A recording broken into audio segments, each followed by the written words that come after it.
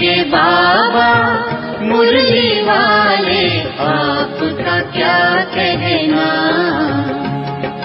आपका क्या कहना।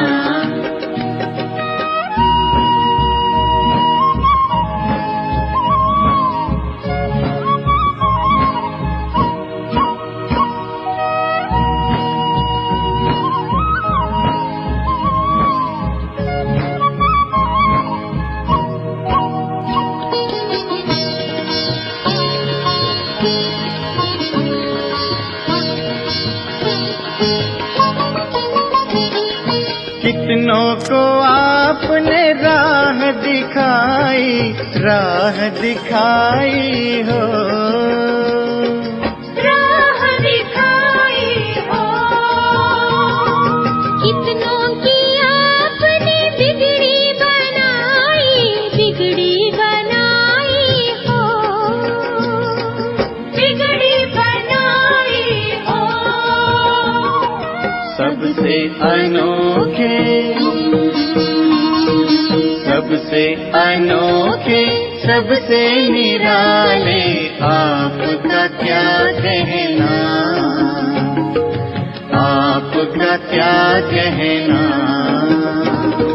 मधुबन के बाबा मुरली वाले, आपका क्या कहना,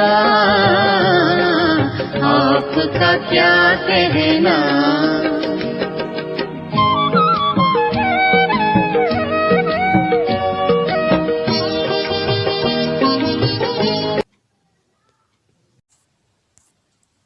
ओम शांति।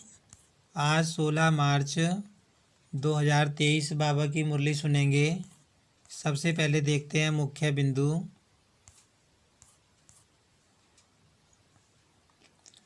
आज बाबा ने बताया कि जब तुम याद करते हो तो माया के तूफान आते हैं और तुम्हारी याद सहज नहीं हो पाती, तो याद को सहज बनाने का तरीका बाबा ने आज उपाय बताया कि धंधा दौड़ी करते हुए बीच बीच में 5-10 मिनट बाबा की याद में बैठो और अपने आप से बातें करो। मैं अशरीरी आत्मा हूँ, मेरी मुसाफिरी पूरी हुई, पाठ पूरा हुआ, अब मुझे वापस घर जाना है, बाबा लेने आया है।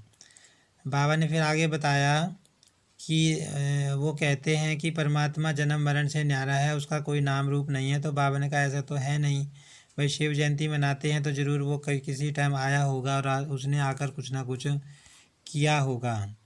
बाबा ने बताया कि बच्चे कई कहते हैं कि हमारे अंदर ज्ञान तो सब आ गया है, सब ज्ञान सहज है धारण करना, लेकिन बाबा कहते कि बच्चे कहते हैं कि बाबा को याद करना मुश्किल है, याद नहीं ठहरती। तो बाबा ने उसका उपाय बताया कि बीच बीच में याद में रहने की कोशिश करो तो माया के तूफानों का असर नहीं होगा। आगे बाबा ने बताया कि परमात्मा को पतित पावन कहते हैं, तो ज़रूर वो किसी टाइम पे यहाँ आया होगा, किसी साकार तन का आधार लिया होगा और ज़रूर कोई ना कोई शिक्षा दी होगी। तो बाबा कहते हैं परमात्मा धरती पर आते हैं, साकार तन लेते हैं और ब्रह्मा के द्वारा ब्राह्मण मुख वंशावली रचते हैं, और बाबा कहते हैं वो जब इस तरह पतितों को पावन बनाते हैं। अब सुनते हैं मुरली विस्तार से। आज की मुरली का सार है, मीठे बच्चे बाबा आया है तुम बच्चों की महफिल में, अभी तुम ज्ञान अमृत की महफिल मना रहे हो, तुम्हारी मुसाफिरी अब पूरी हुई, वापस घर जाना है। बाबा कहते मैं तुम्हारी महफिल में आया हूँ, तुम अभी ज्ञान अमृत की महफिल मना रहे हो, ज्ञान अमृत ले रहे हो, और बाबा ने कहा कि तुम्हारी अब मुसाफिरी पूरी हुई, अब वापस अपने घर परम धाम जाना है। आज की मुरली में प्रश्न है, अनेक प्रकार के तूफानों में याद को सहज बनाने की विधि क्या है? उत्तर है, शरीर निर्वाह करते 5-10 मिनट भी बुद्धि को शिव बाबा में लगाने की कोशिश करो। अब बाबा बता रहे हैं कि जो माया के तूफान आते हैं उनमें याद को सहज बनाने की विधि क्या है। कि बाबा कहते जो काम धंधे करते हैं उसके बीच में 5-10 मिनट बुद्धि को शिव बाबा में लगाने की कोशिश करो। इस शरीर को बुलाते जाओ। मैं अशरीरी आत्मा हूँ, पाठ बजाने के लिए इस शरीर में आई हूँ। अब फिर अशरीरी बन घर जाना है। ऐसे ऐसे अपने साथ बातें करो। बाबा बता रहे हैं कि कैसे बातें करनी है। 5-10 मिनट काम धंधा छोड़ के बाबा की याद में बैठना है कि मैं अशरीरी आत्मा हूँ, मुझे अब घर जाना है, यहाँ पाठ पूरा हुआ। एक सत बाप के साथ बुद्धि का संग हो, दूसरे संग से अपनी संभाल करो तो याद सहज हो जाएगी। बस एक बाबा के साथ हमारा संग होना चाहिए। बाकी बाबा कहते किसी को तुम्हें याद करने की ज़रूरत है नहीं। गीत है आ गए दिल में तू, ओम शांति। बच्चों ने गीत सुना और अर्थ भी बच्चों ने दिल में समझा होगा। फिर भी बाप समझाते हैं क्योंकि अभी बाप इस महफिल में आए हुए हैं। महफिल तुम्हारी भी है, सारी दुनिया की भी है। भगवान कहते हैं मैं आता हूँ भक्तों की महफिल में, तो सब भगत ठहरे। उनमें भी फिर खास उन भक्तों की महफिल में आता हूँ जो भगत मुझे परम पिता परमात्मा से वर्षा लेने आए हुए हैं। अब बाबा बताता कि हम भी तो भगत ही थे पहले, हम भी तो पुजारी से पूज्य बन रहे हैं। तो अब हम बाबा के बच्चे जो भगत थे, बाबा से वर्षा लेने आए हैं। तो बाबा कहते ऐसे भक्तों की महफिल में मैं आया हूँ जिन आत्माओं की बुद्धि में अब परम पिता परमात्मा की याद है, उन्हों की महफिल में हाजिर हूँ। महफिल में कुछ खिलाया पिलाया जाता है। बाप कहते हैं तुम बच्चों को ज्ञान अमृत की महफिल करा रहा हूँ। अभी हम बाबा के साथ ज्ञान अमृत की महफिल कर रहे हैं। बाबा हमको ज्ञान अमृत पिला रहे हैं। जो आकर बाप के बने हैं वह समझते हैं बाबा आया हुआ है हमारी इस महफिल में। फिर नंबरवार सबको वापस ले जाएंगे। खास तुम बच्चों की महफिल है, आम सबकी है। बाबा कहते खास तो बच्चों के पास ही आया हूँ, मैं बच्चों के सामने ही आया हूँ। जहाँ बाप होगा वहाँ हम बच्चे भी होंगे। बाप कहते हैं हम भी अशरीरी हैं। तुम भी जब अशरीरी थे तो मेरे पास थे। याद दिलाते हैं 5000 वर्ष हुए।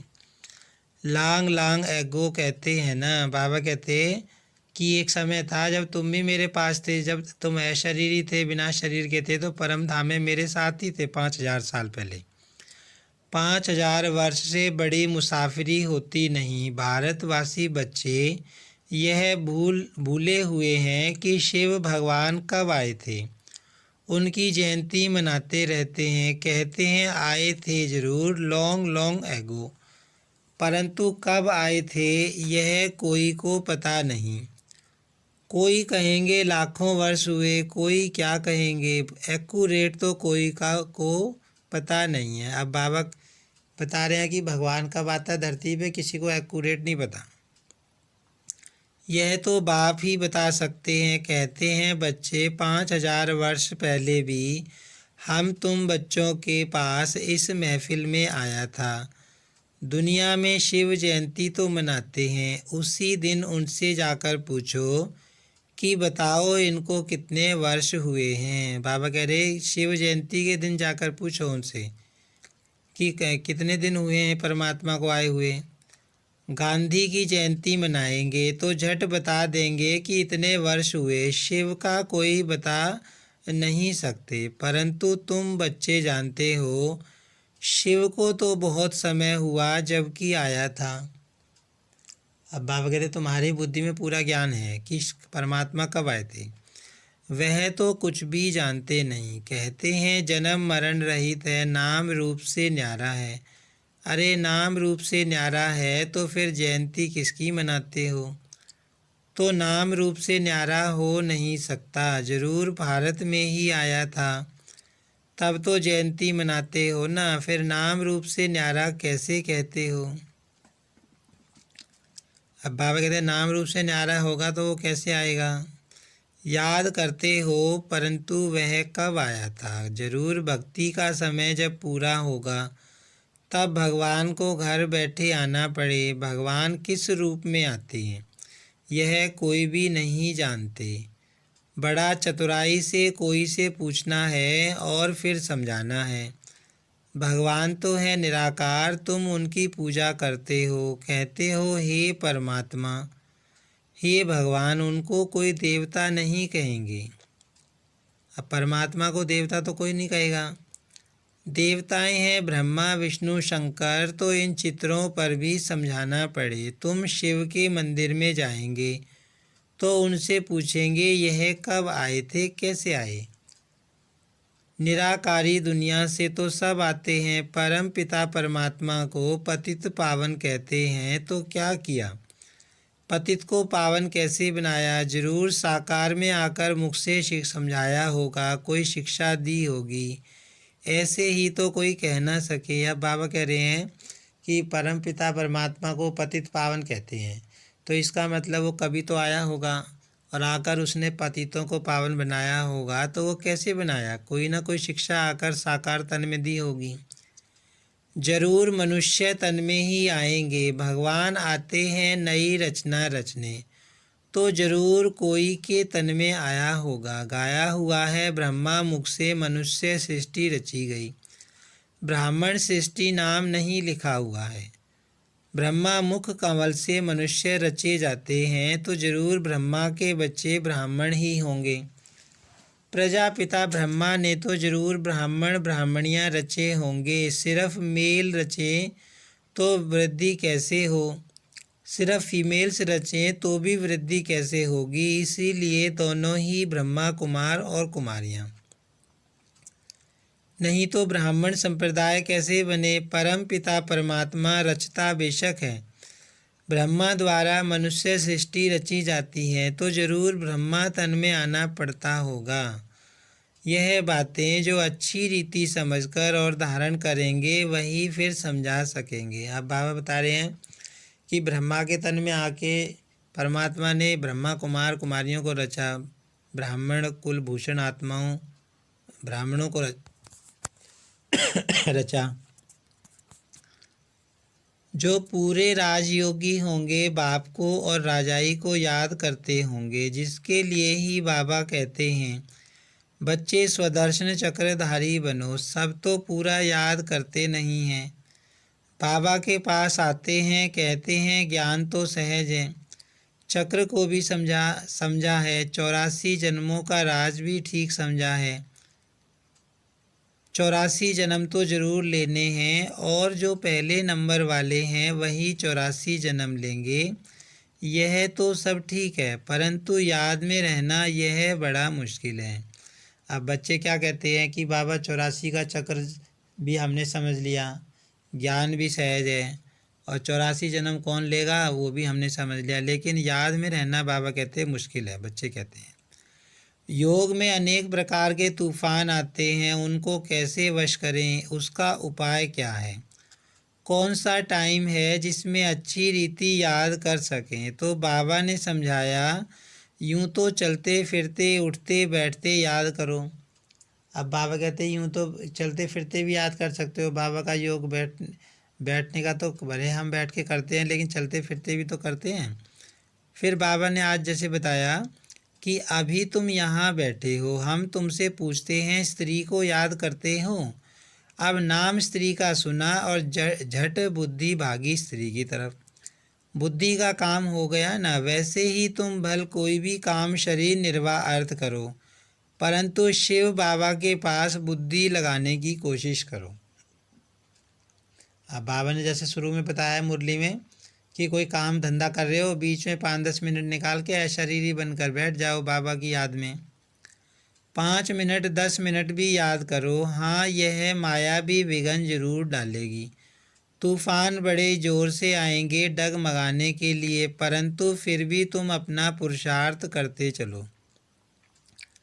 इस शरीर को भुलाना अथवा बाप की याद में रहना बात एक ही है। अपने को आत्मा अशरीरी समझना पड़े।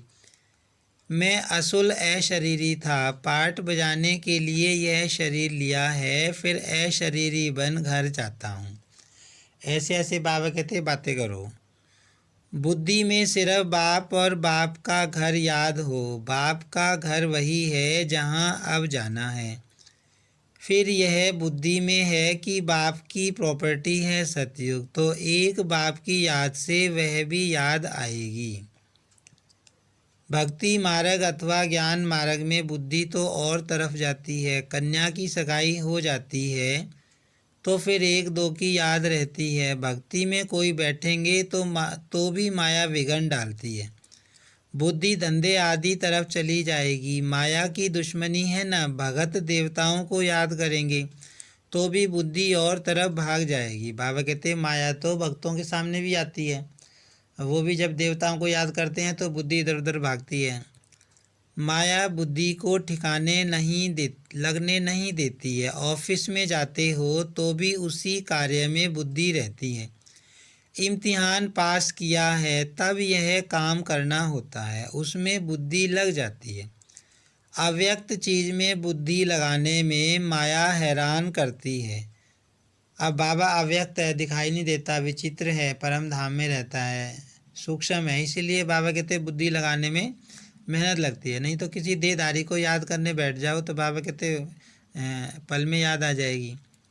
भक्तों को भी बड़ी मुश्किल से साक्षात्कार होता है। जब बहुत तीव्र भक्ति करते हैं तब बाप खुश होते हैं। अब भक्तों को भी साक्षात्कार कराने का काम किसका है? शिव बाबा का है। अभी तो भक्ति की बात ही नहीं, अभी तो है नॉलेज। वास्तव में भक्ति भी करनी चाहिए एक की। अव्यभिचारी भक्ति हो तो साक्षात्कार भी हो। आजकल तो व्यभिचारी बन गई है, सबको याद करते रहते हैं तो बाबा साक्षात्कार भी नहीं कराते हैं। अब बाबा भी भक्तों को साक्षात्कार कब कराते हैं? जब कोई पूरा नौंदा भक्त हो, एक में पूरा निश्चय हो तो बाबा साक्षात्कार भी कराए। तो बाप समझाते हैं मुझ एक को याद करो, मुख से कुछ भी कहना नहीं है। तुम स्त्री को याद करते हो तो कुछ मुख से कहना पड़ता है क्या? ख्याल आया और बुद्धि भाग जाती है। यह बेहद का बाप तो सुख देने वाला है, तो अब तुम्हारी सगाई कराते हैं उस परम पिता परमात्मा से। अब बाबा कहते तुम्हारी सगाई हुई है, परमात्मा से तुम्हारी सगाई हुई है, उससे बुद्धि जुड़ गई तो सगाई हुई। बाबा कहते तो उसको याद करने का प्रयत्न करो। माया तो तूफान लाएगी, सारी दुनिया दुश्मन बनेगी, परंतु बाप को नहीं भूलना। जितना बाप को याद करेंगे उतना विकर्म विनाश होंगे। ऐसे तो बहुत मनुष्य होते हैं जो सारा दिन भगवान का नाम भी नहीं लेते। बहुत खराब संग होता है, इसलिए गाया जाता है संग तारे कुसंग बोरे। सत परम पिता परमात्मा का संग ही पतित से पावन बनाएगा। अभी तो सारी दुनिया पतित है, उनको संग जरूर चाहिए पतित पावन का, तो जरूर उनको यहाँ साकार में आना पड़े ना। अब बाबा कहते अब तक तो तुम देहधारियों का संग करते आए, और बाबा कहते अब सब पतित बन गए हैं, तो अब जब परमात्मा आया है तो उसका संग करना पड़े। सत्य है ही एक, सत्य की महफिल में तुम बैठे हो, जानते हो हम आत्माओं का संग अब परम पिता परमात्मा के साथ है। बाप कहते हैं मेरी याद से ही तुम्हारे विकर्म विनाश होंगे। अच्छा संग होगा तो मुरली सुनेंगे, बुद्धि योग एक बाप के साथ लगा रहेगा तो ऐसा संग तारेगा, अर्थात पावन बनाएगा। बाबा कहते हैं अब जब मेरे साथ तुम संग करोगे तो वो संग तुम्हें तारेगा। पावन बनने बगैर उनके पास कोई जा नहीं सकते। बाप खुद ही सिखलाते हैं मेरे साथ कैसे योग लगाओ, पढ़ाने लिए खुद आकर सम्मुख होते हैं। बुद्धि का योग और संग तोड़ एक संग जोड़ना है, तब विकर्म विनाश होंगे और कोई उपाय है नहीं। चारों तरफ से बुद्धि हटा के बाबा कहते मेरे साथ लगानी है, तभी बेड़ा पार होगा। पावन दुनिया है स्वर्ग, वहाँ के सुख अपार हैं। ऐसे नहीं, वहाँ भी दुख है, दैत्य हैं, वहाँ तो दुख का नाम निशान नहीं रहता, सो भी 21 जन्मों के लिए। बाप तो यहाँ आकर पढ़ाते हैं भगवानुवाच, हम तुमको राजाओं का राजा बनाने सहज राजयोग सिखाता हूँ। मनुष्यों की बुद्धि में तो श्री कृष्ण का ही चित्र आ जाता है, तुम्हारी बुद्धि में है कि हमको पढ़ाने वाला शिव बाबा है जो ही ज्ञान का सागर है। अब बाबा कहते मनुष्यों के बुद्धि में तो देवी देवताएं ही हैं, लेकिन तुम्हारी बुद्धि में तो परमात्मा है, तुम तो सब जान गए, ज्ञान सागर है, वही तुम बच्चों को नॉलेज दे रहे हैं। यह है स्वदर्शन चक्रधारी त्रिकालदर्शी बनना। त्रिकालदर्शी माना तीनों कालों को जानना, सृष्टि के आदि मध्य अंत को और तीनों कालों लोकों को जानना। मूल वतन, सूक्ष्म वतन, स्थूल वतन को भी तुम जानते हो। तुम्हारे में भी नंबरवार पुरुषार्थ अनुसार जानते हैं, बाकी इसमें तकलीफ कोई नहीं है। शरीर निर्वाह भी करना है। ऐसे नहीं कहा जाता कि कन्या को भी शरीर निर्वाह अर्थ माथा मारना है। कन्या को पति के पास रहना है, शरीर निर्वाह पति को करना है। कन्या को भी अपने पैरों पर खड़ा रहना है। एक कहानी है ना, एक कन्या ने बाप को कहा, मैं अपना नसीब का खाती हूँ, तो तुम कन्याएं भी अपना पुरुषार्थ कर रही हो। जितना पढ़ेंगे, श्रीमत पर चलेंगे तो 21 जन्म राज्य करेंगे। कन्याओं का काम है पढ़ना और ससुर घर जाना। तुमको भी विष्णुपुरी स्वर्ग में भेजा जाता है। जितना पढ़ेंगे उतना ऊंच पद पाएंगे। बाबा कहते हैं जितना मेहनत करोगे, पुरुषार्थ करोगे, उतना ऊंचा पद मिलेगा। वह तो ऐसे ही करके कहानी सुनाते हैं, सच्ची सच्ची बात यहाँ की है।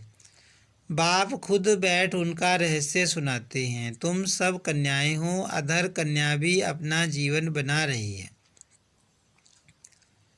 बाप ऐसे कर्म सिखलाते हैं जो कभी दुखी व विधवा नहीं होना पड़ेगा। बाबा कहते वहाँ कल मृत्यु तो होती नहीं सतयुग में, परंतु विरला ही कोई ऊंची तकदीर बनाते हैं। कोई तो बनाते बनाते फिर आश्चर्यवत भागंती हो, ऐसे बाप को भी फारकती दे देते हैं, डाइवोर्स भी दे देते हैं। क्योंकि शिव बाबा बाप भी है तो पतियों का पति भी है। ऐसे बाप को बच्चे फारकती दे देते हैं, तकदीर को लकीर लगा देते हैं। सजनी है तो भी डाइवोर्स देने से कौड़ी तुल्य बन पड़ेगी। यह भी गाया हुआ है, आश्रयवत डाइवोर्स देवंती फारकती देवंती। जिस बाप से 21 जन्म का राज्य भाग्य मिलता है, उनको भी फारकती दे देते। अब बाबा कहते कुछ बच्चे बाबा को छोड़ जाते हैं, फारकती दे देते हैं, डाइवोर्स दे देते हैं। कोई तो आकर बाप का बनेंगे, कोई फिर महामूर्ख भी बनेंगे जो फारकती भी देंगे, डाइवोर्स भी देंगे। चलन से ही मालूम पड़ जाता है। विकार में जाते रहते, फिर छिप छिप कर बैठ जाते, फिर लिख भेजते कि बाबा भूल हो गई, क्षमा करो। अब 100 गुना दंड तो चढ़ गया, वह कैसे कैंसिल हो सकता। सच बताने से आधा माफ़ भी हो जाए। इसलिए बाबा कहते हैं छिपकर कभी विकार में नहीं जाना, न फैमिलियरिटी में ही आना है। क्रोध भी बहुत भारी भूत है, बहुतों को दुख देते हैं। बाप को 5 विकारों का दान दे, फिर वापस ले तो पद भी भ्रष्ट हो जाएगा। बाबा कहते हैं अगर बाबा को दान दे दिया विकारों का, फिर उल्टे ले लिए तो पद भ्रष्ट हो जाएगा। अच्छा मीठे मीठे सिक्की लदे बच्चों प्रति माता पिता बाप दादा का याद प्यार और गुड मॉर्निंग। रूहानी बाप की रूहानी बच्चों को नमस्ते। हम रूहानी बच्चों की रूहानी बाप दादा को याद प्यार और नमस्ते। धारणा के लिए मुख्य सार है, अपनी ऊंच तकदीर बनाने के लिए विकर्म विनाश करने का पुरुषार्थ करना है।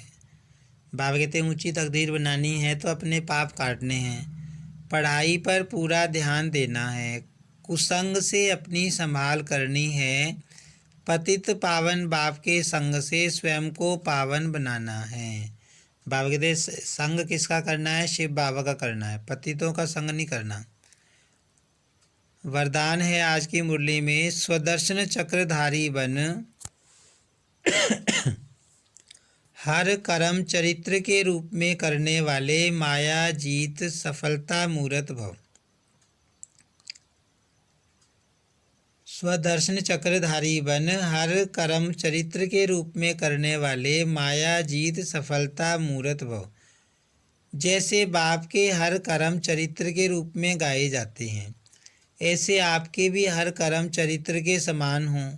जो बाप के समान स्वदर्शन चक्रधारी बने हैं, उनसे कभी भी साधारण कर्म नहीं हो सकते।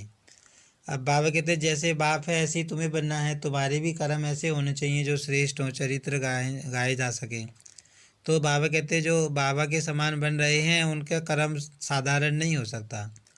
स्वदर्शन चक्रधारी की निशानी ही है सफलता स्वरूप। जो भी कार्य करेंगे उसमें सफलता समाई हुई होगी। स्वदर्शन चक्रधारी माया जीत होने के कारण सफलता मूर्त होंगे, और जो सफलता मूर्त हैं वह हर कदम में पद्मा पदम पति होंगे।